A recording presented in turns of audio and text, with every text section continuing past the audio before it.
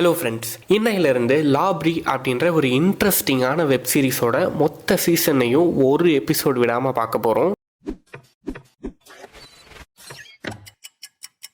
இந்த web சீரிஸோட one line இல்லைனா overview என்ன அப்படின்னா, லாஸ் ஏஞ்சல்ஸில் திடீர்னு ஒரு பெரிய பள்ளம் கிரியேட் ஆகுது. அதில் நிறைய பேர் விழுந்துடுறாங்க. உள்ளே போய் பார்த்தா அங்கே ஒரு மிஸ்டீரியஸான வேற ஒரு வேர்ல்டு இருக்குது. அது என்ன இடம், அந்த பள்ளம் எதனால் கிரியேட் ஆச்சு, உள்ளே விழுந்தவங்களாம் அங்கேருந்து தப்பிச்சு மேலே வர போகிறாங்களா இல்லையா அப்படின்றத இந்த வெப் சீரிஸோட கதையாக இருக்கும். இன்னைக்கு இந்த வீடியோவில் ஃபர்ஸ்ட் சீசனோட ஃபர்ஸ்ட் எபிசோடு தான் பார்க்க போகிறோம். Episode name pilot. வாங்க வீடியோக்குள்ளே போகலாம். லாஸ் ஏஞ்சல்ஸில் லாப்ரி ஆர்பிட்ஸ் அண்ட் மியூசியமுக்கு பக்கத்தில் இருக்கிற ஒரு ரோட்டில் பயங்கரமான டிராஃபிக் ஜாமாக இருக்குது. அந்த டிராஃபிக் ஜாமில் தான் ஈவ், அவளோட பொண்ணு ஈசி, அவளோட பையன் ஜோஷ் 3 பேரும் மாட்டியிருக்காங்க. அப்போது ஈவ் என்ன கார் ஓட்டுறது இவ்வளோ கஷ்டமாக இருக்குது, இந்த டிராஃபிக் எப்போ தான் கிளியர் ஆகும் அப்படின்ற மாதிரி பேசிகிட்டு இருக்கா. அப்போ ஜோஷ் அவனோட காலேஜ் எஸ்ஏக்காக அவனோட தங்கச்சி இசியோட டிசபிலிட்டி பற்றி விசாரிச்சுட்டு இருக்கான். இசிக்கு ஒரு கால் இல்லை, இதை பற்றிலாம் மாடா எழுதுவேன் அப்படின்னு பேசிகிட்டு இருக்காங்க. அப்போது ஒரு கார் வந்து பக்கத்தில் நிற்குது. அதில் ஒரு அழகான பொண்ணு இருக்கா. அவளோட பேர் ரைலி. அவ கூட அவளோட அப்பா சாமும் இருக்காரு. ஈவுக்கு கால் வருது. யாருன்னு பார்த்தா அவளோட நியூ பாஸ். கால் அட்டன் பண்ணாம அவனை திட்டிட்டு இருக்கா. ஜாஷ் அதுக்கு நீங்க என்ன பண்ணீங்க, என்னாச்சு அப்படின்னு கேட்கறான். நான் ஒண்ணுமே பண்ணல, எல்லாம் என் தப்புன்னு நினைச்சதுக்கு ரொம்ப தேங்க்ஸ், என்ன ஒரு 2-3 டைம் லேட்டா போயிருக்கேன் அப்படின்னு சொல்றா. அதுக்கு ஈஸி, இதுக்கு ஒரு சிம்பிளான சொல்யூஷன் இருக்கு, நீங்க எங்களை டெய்லி ஸ்கூல்ல டிராப் பண்ணாம நேரா ஆஃபீஸ் போயிருங்க, நாங்க எல்லா ஸ்டூடெண்ட்ஸ் மாதிரியும் பஸ்ல போய்க்கிறோம், இல்லைனா நம்ம சான் பர்னடி நோக்கியே திரும்ப போயிடலாம், அப்பாவுக்கு இன்னொரு சான்ஸ் தாங்க, எல்லாரும் சேர்ந்து ஒன்னா வாழலாம்னு ஈஸி சொல்றா. அதுக்கு ஜோஷ் முடியாதுன்னு சொல்றான். ஈவ் இந்த கான்வர்சேஷன் வேணாம் அப்படின்னு ஸ்டாப் பண்ணிடுறா. உடனே வெளில பயங்கரமா நாய் குளிக்க ஸ்டார்ட் பண்ணுது. அங்க இருக்கிற தண்ணில எல்லாம் பபுள்ஸ் வர ஸ்டார்ட் ஆகுது. வியர்டான சத்தம் வருது. ரோடு வந்து அப்படியே விரிசல் விட்டு பிரிஞ்சு பெரிய பள்ளம் கிரியேட் ஆகுது. அங்க இருந்த டிராபிக் கான்ஸ்டபிள் உள்ள விழுந்துடுறாங்க. அங்க இருந்த எல்லா காருமே ஒன்னொன்னா உள்ள விழுக ஸ்டார்ட் ஆகுது. அங்க இருந்து எல்லாருமே பதறடிச்சு ஓடுறாங்க. ஈவ் அவளோட காரை சைட்ல பிளாட்ஃபார்ம்ல ஏத்தி பயங்கர ஸ்பீடா ரிவர்ஸ்ல போறா. இன்னொரு கார் பின்னாடி வந்தனால மோதி அப்படியே நின்றுறாங்க. இதுக்கப்புறம் 3 பேரும் கீழே இறங்கி எல்லாரும் மாதிரி ஓட ஸ்டார்ட் பண்றாங்க. அப்போ ஒரு சின்ன பொண்ணு கீழே விழுந்ததை கவனிச்ச ஜோஷ் அந்த பொண்ணை காப்பாத்துறதுக்காக போறான். அந்த பொண்ணை காப்பாத்தினதுக்கு அப்புறம் எல்லாரும் இவனை இடிச்சு இவன் கீழே விழுந்துடுறான். இவன் கீழே விழுந்ததை கவனிச்ச ஈவ் இவனை தூக்குறதுக்காக ஓடி வரா. பட் அன்பார்ச்சுனேட்டா ஜோஷ் உள்ள விழுந்துடுறான். ஜோஷ் மட்டும் இல்லை, ஈவும் உள்ள விழுறா. பட் இசி கரெக்டாக பிடிச்சிடறா. பட் இருந்தாலும் இசினால் ஹோல்ட் பண்ண முடியாதுன்றனாலையும் பள்ளம் பெருசாயிட்டே இருக்குன்றனாலையும் ஈவ் இசியை போக சொல்லிட்டு கையை தட்டி விட்டு உள்ள விழுந்துடுறா. இசி அழுந்துட்டே அங்கேருந்து ஓடி போய் தப்பிச்சிடுறா. இதுக்கப்புறம் கேவினை காட்டுறாங்க. கேவின் தான் இந்த வெப் சீரிஸோட ஹீரோ. கேவினுக்கு ஒரு மாதிரி விஷுவல்ஸ்லாம் வரும். அவன் ஒரு காரில் உட்காந்துட்டு அவனோட ஃபேமிலி ஃபோட்டோவை பார்த்துட்டு இருக்கான். ஈவ் தான் அவனோட ஒய்ஃப், ஜோஷ் அண்ட் இசி தான் அவனோட கிட்ஸ். அவன் இப்போ வந்து US ஏர்ஃபோர்ஸ் பேஸுக்கு போகிறான். எதுக்காகன்னா வேலை கேட்கறதுக்காக. ஆக்சுவலா கேவின் வந்து ஒரு பைலட். ஒரு 3 இயர்ஸ்க்கு முன்னாடி அவனோட ஃபிளைட் ஒரு டெசர்ட்ல கிராஷ் ஆயிடுச்சு. அதுக்கப்புறம் தான் அவனுக்கு வந்து ஒரு இடத்த பத்தின விஷுவல்ஸ் அடிக்கடி வர ஸ்டார்ட் ஆயிடுச்சு. ஒரு 2 வருஷமா எந்த வேலைக்கும் போகாம இருக்கான். இப்போ சடனா எதுக்காக வேலை கேட்டு வந்திருக்கானா, அவனுக்கு விஷுவல்ஸ்லாம் வந்து ஒரு மாதிரி பைத்தியமா இருந்தனால அவனோட ஒய்ஃபும் கிட்ஸும் அவனை விட்டுட்டு எல்ஏக்கு மூவ் ஆயிட்டாங்க. அதனால அவங்க பக்கத்துல இருக்கணும் அப்படின்றதுக்காக இங்க வேலை கேட்டு வந்திருக்கான். பட் முடியாதுன்ற மாதிரி சொல்றாங்க. இருந்தாலும் எனக்கு 20 வருஷம் எக்ஸ்பீரியன்ஸ் இருக்கு, ஏதோ ஒரு வேலை போட்டு கொடுங்க அப்படின்னு கேட்குறான். சரி பார்க்குறேன்னு சொல்லி அனுப்புகிறாங்க.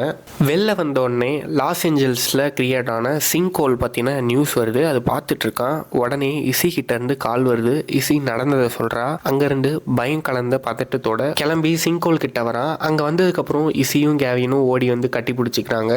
இசி அழுதுட்டே எல்லாமே என் தப்பு தான் அப்படின்ற மாதிரி புலம்பிட்டு இருக்கா. அதுக்கு கேவின் உன் தப்பு எதுவுமே கிடையாது, நான் வந்துட்டேன், நான் பார்த்துக்கிறேன் அப்படின்னு சொல்லி சமாதானப்படுத்துகிறான். அப்போது அந்த சிங்க் இருந்து வித்தியாசமான பேர்ட்ஸ் நிறைய பறந்து வெளில வருது. இதுக்கப்புறம் ஈவை காட்டுறாங்க. ஈவ் மயக்கத்துல இருந்து கண்ணு முழிச்சிட்டு இருக்கா. அப்போ மேல இருந்து கீழே விழுந்தது அவளுக்கு விஷுவல்ஸா ஓடிட்டு இருக்கு. மயக்கத்துல இருந்து ஃபுல்லா தெரிஞ்சு எழுந்து சுத்தி முத்தி பாக்குறா. ஒரு மிஸ்டீரியஸான வேர்ல்டுக்குள்ளார இருக்கா.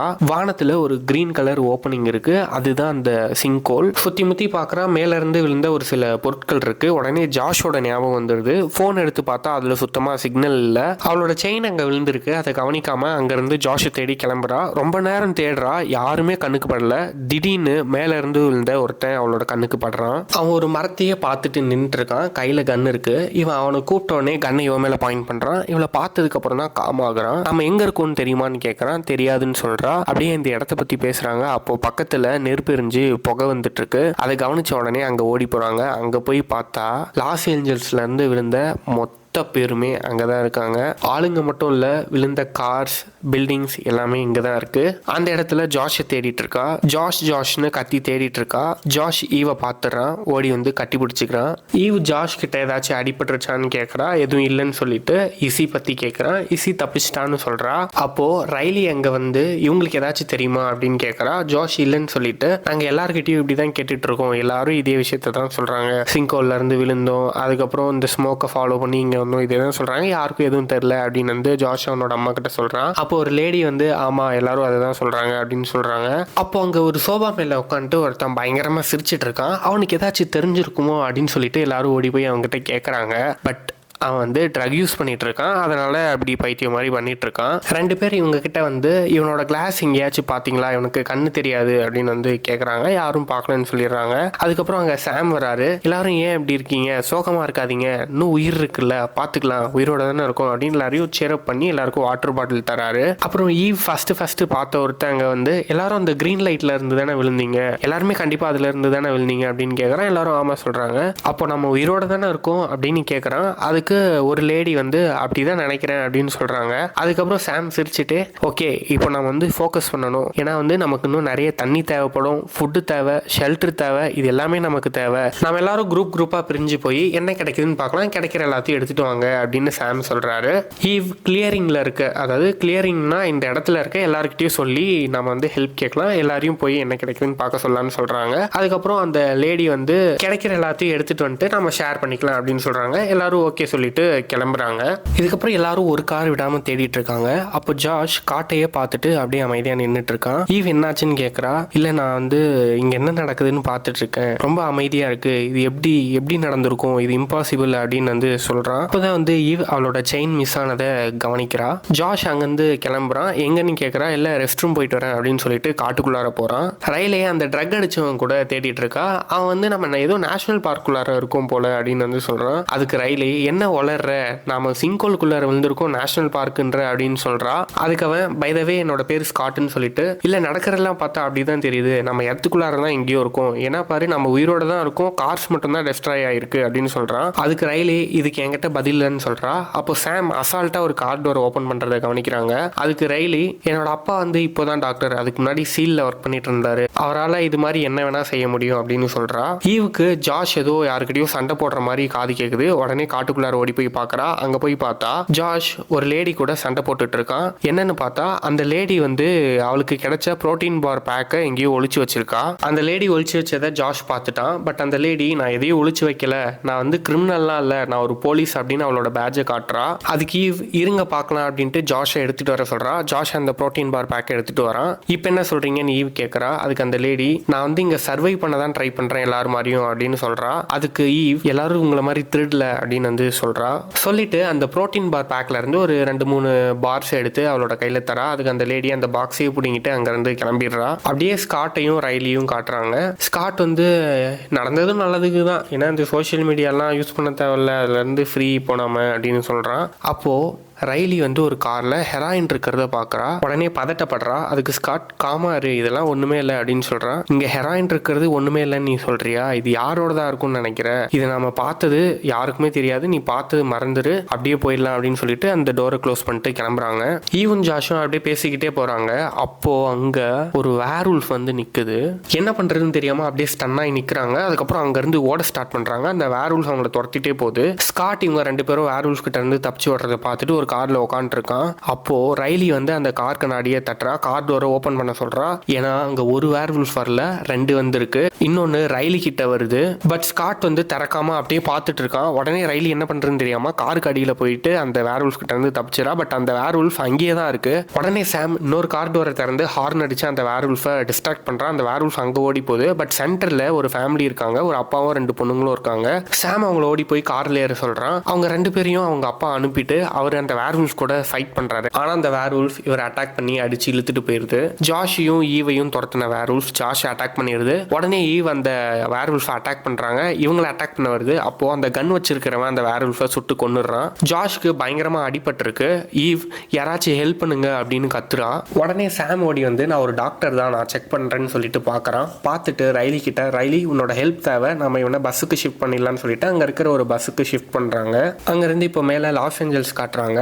அங்க ஒரு பிரஸ் மீட் நடக்குது. அதுல சோஃபியா நேத்தன் அப்படின்ற சீஃப் சயின்டிஸ்ட் என்ன நடந்துச்சுன்னு பிரஸுக்கு எக்ஸ்பிளைன் பண்ணிட்டு இருக்காங்க. இது ஒரு நேச்சுரல் டிசாஸ்டர், உள்ள விழுந்தவங்க கண்டிப்பா உயிரோட இருக்கிறதுக்கு வாய்ப்பு இல்லை, பட் இருந்தாலும் இதை கன்ஃபார்ம் பண்றதுக்கு ஒரு மிலிட்டரி ட்ரோன் அனுப்ப போறோம் அப்படின்ற மாதிரி சொல்றாங்க. இதை கேட்ட ஈசி அவனோட அப்பாவை கட்டி பிடிச்சி அழ ஸ்டார்ட் பண்றா. அம்மாவும் அண்ணனும் இறந்துட்டாங்கன்னு என்னால நம்பவே முடியலன்னு அழுந்துட்டு இருக்கா.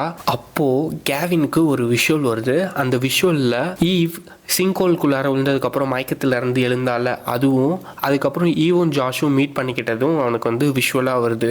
இசி என்னாச்சுன்னு கேட்குறா. அதுக்கு கேவின் ஒன்றும் இல்லை, தலைவலி தான் அப்படின்னு சொல்லி சமாளிக்கிறான். பட் இருந்தாலும் இசி நம்பல, திரும்ப கேட்குறா. உங்களுக்கு விஷுவல்ஸ் வரும்னு தெரியும், அதெல்லாம் ரியல் இல்லை, விட்டுருங்க அப்படின்னு வந்து சொல்கிறா. அதுக்கு கேவின் இல்லை, இந்த டைம் வந்தது டிஃப்ரெண்ட்டான ஒன்று. ஏன்னா இதுக்கு முன்னாடி எனக்கு விஷுவல் வரும், ஆனால் எப்படி வரும் அப்படின்னா சும்மா ஃபீல்ட்ஸு காடுங்க இந்த மாதிரி தான் வரும். பட் இன்னைக்கு வந்து ரொம்ப வித்தியாசமாக இருக்குது. உன்னோட அம்மாவையும் அண்ணனையும் நான் அந்த விஷுவலில் பார்த்தேன். அது மட்டும் இல்லை, அந்த சிங்கோல்லேருந்து நிறைய பேர்ட்ஸ்லாம் பறந்து வந்துச்சுல்ல, அந்த பேர்ட்ஸை என்னோட விஷுவலில் காலையில் பார்த்தேன் அப்படின்ற மாதிரி சொல்கிறான். அது மட்டும் இல்லாமல் இதை நான் அப்படியே விட போகிறதில்ல, கீழே இருக்கிறவங்க உயிரோடு இருந்தால் என்ன பண்ணுறது, இந்த ஆப்ரேஷனோட இன்சார்ஜாக யார் இருக்காங்களோ அவங்கள பார்த்து நான் பேச போகிறேன் அப்படின்ற மாதிரி சொல்கிறான். ஆடம்ன்ற ஒருத்தர் அங்க வராரு. சோஃபியா உங்களுக்காக தான் காத்துட்டு இருந்தேன் அப்படின்னு சொல்றாங்க. பிரஸ் கிட்ட என்ன சொன்னீங்க அப்படின்னு கேட்கறாரு. அதுக்கு சோஃபியா போய் தான் சொன்னேன், பட் ஃபேமிலி கிட்ட சொன்னதுதான் ஒரு மாதிரி இருக்கு அப்படின்ற மாதிரி சொல்றாங்க. அதுக்கப்புறம் அவங்க அங்க செட் பண்ணிருக்கிற டென்ட்டுக்குள்ளார போறாங்க. அங்க ஆடம் இன்ட்ரடியூஸ் பண்ணிட்டு இவர் ஆல்ரெடி மொஹாவி இன்சிடென்ட்ல ஒர்க் பண்ணாரு அப்படின்ற மாதிரி சொல்றாங்க. அப்படின்னா இதே மாதிரி சிங்கோல் மொஹாவிலையும் வந்து கிரியேட் ஆயிருக்கு. அதுக்கப்புறம் அந்த ட்ரோன் ஃபீட் காட்ட சொல்றாங்க. அந்த ட்ரோன் அப்படியே உள்ள எடுத்துட்டு போறாங்க. கிட்டத்தட்ட அந்த கிரீன் லைட் கிட்ட வந்துருச்சு, பட் சிக்னல் லாஸ்ட் ஆயிடுச்சு. இப்போ உடனே கீழே காட்டுறாங்க. கீழே அந்த போலீஸ் லேடி வந்து அந்த வேர்வுல்ஃபை சுட்டவங்கிட்ட நீ அந்த பையனோட லைஃபை காப்பாத்திட்ட அப்படின்ற மாதிரி சொல்றா. அதுக்கப்புறம் சீக்கிரம் வந்து இருட்டாக போகுது, நான் நெருப்பு மூட்டலான்னு இருக்கேன், எனக்கு உன்னோட உதவி தேவைப்படுது அப்படின்னு அவங்ககிட்ட கேட்கறா. பட் அவன் என்னால் முடியாதுன்னு சொல்லிட்டு காட்டுக்குள்ளார ஓடி போயிடுறான். ஈவ் மெடிக்கிட்டை எடுத்துட்டு அந்த பஸ்குள்ளார ஓடி வரா. சாம் அந்த மெடிக்கிட் வச்சு அந்த ஊண்டை வந்து ரேப் பண்ணி விட்டுறான். அந்த டைம்ல வந்து ஈவ் ஜாஷை வந்து சமாதானப்படுத்திட்டு இருக்கா. நீ பெயின் மேல வந்து ஃபோக்கஸ் பண்ணாத, பிரீத்திங் மேல ஃபோக்கஸ் பண்ணு. சின்ன வயசுல உனக்கு கை உடைஞ்சப்ப எப்படி பண்ணியோ அதே மாதிரி நான் பண்ற மாதிரியே பண்ணு, பிரீத் இன் பிரீத் அவுட் அந்த மாதிரி அவங்ககிட்ட வந்து சொல்லி கொடுத்துட்டு இருக்கா. அப்போ சாம் உங்ககிட்ட தனியா பேசணும் அப்படின்னு சொல்லிட்டு இவ கூப்பிடுறான். ரெண்டு பேரும் போய் தனியா பேசுறாங்க. அப்போ சாம் அவனுக்கு வந்து கண்டிப்பா ஆன்டிபயோட்டிக்ஸ் தரணும், அதுவும் இல்லாம தையல் போடாம ஒண்ணுமே முடியாது, ஏன்னா அவனுக்கு ரத்தம் நிறைய போயிட்டே இருக்கு, அவனுக்கு போற ரத்தத்தை பார்த்தோம்னா அவனுக்கு எவ்வளவு நேரம் இருக்குன்னு கூட நமக்கு தெரியல அப்படின்ற மாதிரி சொல்றான். அப்போ ஈவ் என்ன பண்றதுன்னு தெரியாம யோசிச்சுட்டு இருக்கா. திடீர்னு ஒரு ஆம்புலன்ஸ் உள்ள விழுந்தது அவளுக்கு ஸ்பார்க் ஆகுது. இங்க ஒரு ஆம்புலன்ஸ் விழுந்துச்சு, எனக்கு ஞாபகம் இருக்கு, கண்டிப்பா இங்க சுத்தி எங்கேயாச்சும் தான் இருக்கும், கண்டிப்பா நான் அதை தேடி கண்டுபிடிச்சிருவேன் அப்படின்னு சொல்றான். அதுக்கு சாம் சீக்கிரம் இருட்டாக போகுது, நீ தனியா போக வேண்டாம், நானும் கூட வரேன் அப்படின்னு சொல்றான். இல்ல வேண்டாம், நீங்க இங்க இருங்க, நீங்க இருக்கணும் அப்படின்னு சொல்றா. இல்ல சப்ளைஸ் இல்லாம என்னால எதுவுமே பண்ண முடியாது, நானும் வரேன், சப்போஸ் நீ கண்டுபிடிச்சா கூட உனக்கு அந்த ஆம்புலன்ஸ்ல இருந்து என்னென்ன எடுக்கணும்னு தெரியாது, அதனால நானும் வரேன், ரைலி வந்து ஜாஷை பார்த்துப்பான் அப்படின்னு சொல்றா. ஈவ் ஓகே சொல்லிட்டு ஒரு நிமிஷம் நான் ஜாஷை பார்த்துட்டு வரேன் அப்படின்ட்டு உள்ள போறா. அப்போ சாம் ரைலி கிட்ட என்ன பண்ணணும்னு சொல்லிட்டு இருக்கான். அவனை ஹைட்ரேட்டடா வச்சுக்கோ, ரொம்ப கோல்ட் ஆச்சுன்னா வார்ம் பண்ணு, ரொம்ப வார்ம் ஆச்சுன்னா கோல்ட் பண்ணு அப்படின்னு வந்து சொல்லிட்டு இருக்கா. நீ ஒரு ப்ரீமேட் உனக்கு தெரியும், ஹேண்டில் பண்ணிப்பா அப்படின்னு சொல்றான். அப்போ ரைலி நான் ப்ரீமேட் இல்ல அப்படின்னு சொல்றா. சாம் ஷாக் ஆகி ஏன் எப்போ இருந்து அப்படின்னு கேட்கறான். நான் லாஸ்ட் செமஸ்டரே விட்டுட்டேன் அப்படின்னு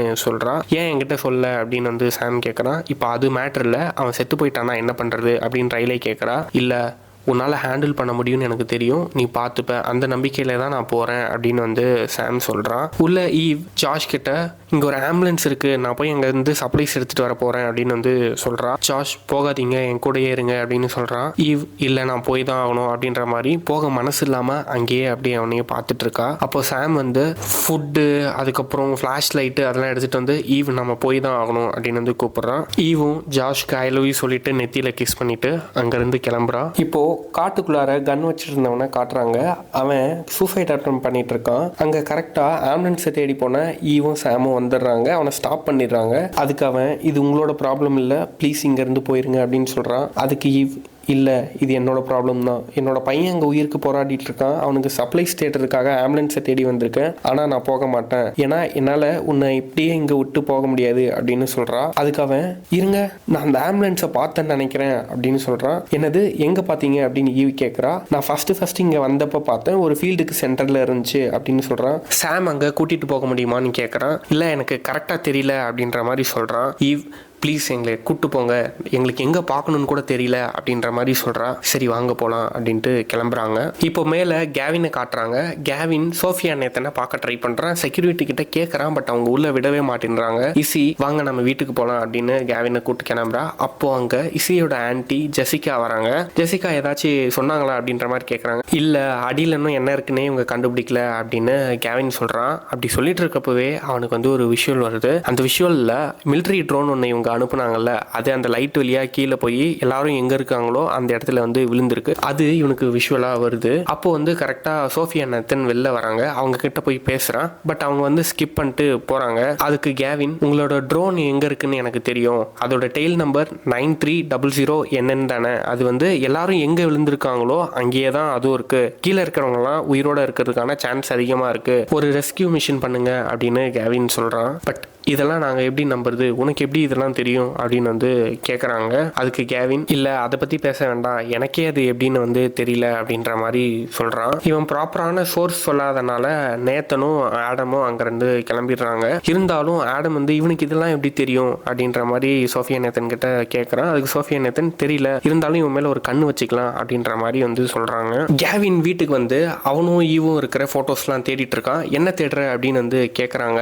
அதுக்கு கேவின் எனக்கு வந்து விஷுவலில் ஒரு பெரிய பாறை கிட்ட விழுந்துட்டு இருந்தா, அந்த பாறையில் வந்து ஒரு ஹேண்ட் பிரிண்ட் இருந்துச்சு, நானும் ஈவும் எடுத்துக்கிட்ட ஃபோட்டோவில் வந்து இதே மாதிரி ஒரு பாறையை நான் கவனிச்சிருக்கேன், அந்த ஃபோட்டோவை தான் நான் தேடிட்டு இருக்கேன் அப்படின்னு வந்து சொல்கிறான். அதுக்கு ஜெசிகா உனக்கு வர விஷுவல்லாம் உண்மை கிடையாது, புரிஞ்சுக்கோ அப்படின்ற மாதிரி வந்து சொல்கிறான். அதுக்கு கேவின் இல்லை இத்தனை நாள் வந்து இது டிஃப்ரெண்ட், இன்னைக்கு வந்து இது டிஃப்ரெண்ட், ஏன் ஈவையும் ஜாஷும் என்னோட விஷுவலில் நான் பார்க்கணும் அப்படின்னு கேட்குறான். அதுக்கு ஈஸி அப்பா ஜாஷ் எத்தனை டைம் நீங்கள் இதுக்கு மேலே எங்களை பார்த்துக்க மாட்டீங்கன்னு சொல்லியிருக்கான்னு தெரியுமா, எல்லா டைமும் நான் உங்களை டிஃபெண்ட் பண்ணியிருக்கேன், ஏன்னா நீங்கள் குடிச்சதுக்கு காரணம் உங்களுக்குள்ளார அவ்வளோ வலி இருக்குன்னு எனக்கு தெரியும், அதனால தான் குடிச்சிங்கன்னு எனக்கு தெரியும், எங்களுக்கு தேவைப்படுறப்போ கண்டிப்பாக கூட வந்து நிற்பீங்கன்னு எனக்கு தெரியும், அதனால தான் அப்படின்னு சொல்கிறா.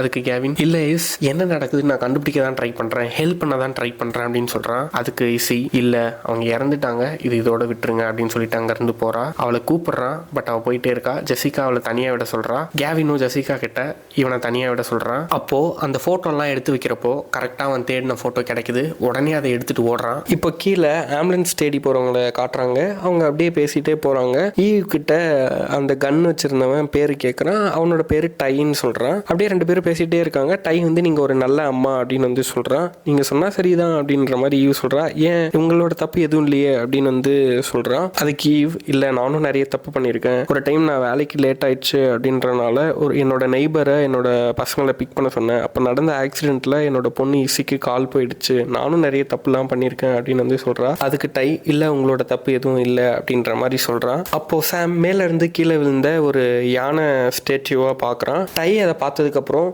இதை நான் முன்னாடியே பார்த்துருக்கேன், நம்ம கரெக்டான வழியில தான் போகிறோம், வாங்க போகலாம் அப்படின்னு அங்கேருந்து கிளம்புறாங்க.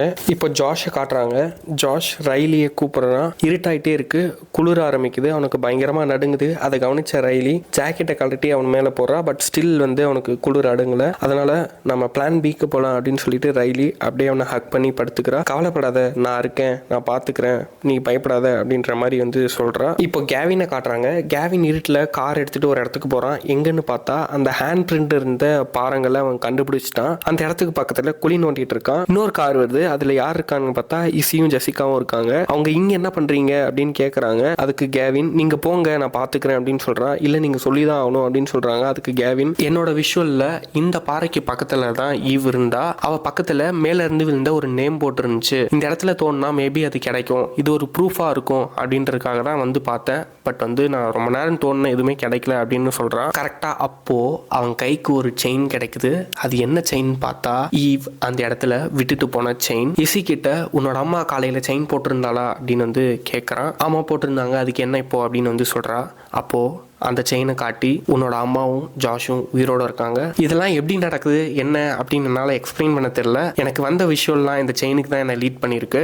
கண்டிப்பாக நான் அவங்களை கண்டுபிடிக்க போகிறேன் அப்படின்னு கேவின் சொல்கிறான். இப்போ திரும்ப ஜாஷையும் ரைலியும் காட்டுறாங்க. அந்த பஸ்குள்ளார இப்போ ஸ்காட் வரான், ஒரு பெட்ஷீட் எடுத்துகிட்டு வரான். ரைலி இங்கே பாரு நான் என்ன கண்டுபிடிச்சிருக்கேன்னு, இதை ஜாஷ்க்கு போத்தி விடு அப்படின்னு சொல்கிறான். ரைலியும் அதை வாங்கிட்டு போய் போத்தி விடுறா. வேற என்ன அப்படின்னு வந்து ரைலி கேட்குறா. அப்போ ஸ்காட், சாரி நான் வந்து காரை திறந்துகிட்டு இருக்கணும், பட் என்னால் என்ன பண்ணுறதுன்னு எனக்கு தெரியல, நான் அப்படியே ஃப்ரோஸ் ஆகிட்டேன் அந்த உல்ஃபை பார்த்தோன்னே. நானும் ஹியூமன் தானே, யாராக இருந்தாலும் அப்படி தான் பண்ணியிருப்பாங்க, மேபி அந்த டைமில் நீ இறந்து கூட போயிருக்கலாம், அப்புறம் அது எல்லாமே என்னோட ஃபால்ட்டாக இருந்திருக்கும் அப்படின்னு வந்து சொல்கிறான். ஆமாம் அப்படின்னு சொல்கிறா. அதுக்கப்புறம் ஸ்காட் வந்து என்னோட ஃபோன்லேயும் ஹேர் பார்ட்ஸ்லேயும் கொஞ்சம் சார்ஜ் இருக்குது, ஜாஷை பாட்டு கேட்க வைக்கலாமான்னு ஸ்காட் கேட்குறான். ஆமாம், இப்போ அவனுக்கு இதுதான் தேவையா, அவன் தூங்கினா செத்து போயிடுவான், அவனை தூங்காமல் பார்த்துக்கணும் அப்படின்னு வந்து சொல்கிறா. அதுக்கு ஸ்காட், சரி நீ போய் பாட்டு கேளு, நான் வந்து ஜாஷை பார்த்துக்கிறேன் அப்படின்னு ஸ்காட் சொல்லிட்டு போகிறான். ரைலியும் ஏர்பாட்ஸ் வாங்கிட்டு ஸ்காட் தேங்க்யூ அப்படின்னு சொல்லிட்டு பாட்டு கேட்கறதுக்காக போகிறா.